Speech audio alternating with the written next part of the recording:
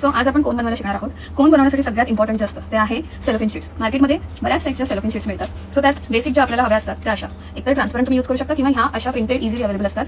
आता ह्या स्टेशनरी शॉपमध्ये पण तुम्हाला हा पेपर मिळेल, गिफ्ट रॅपिंग पेपर म्हणून असतो, तो यूज केला तरी चालेल. त्याची मी तुम्हाला विड्थ आणि हाईट सांगते. तो साधारण 16 बाय 12 सेंटीमीटर दिसते. 16 सेंटीमीटर आणि हाईट याची असणार आहे 12 सेंटीमीटर.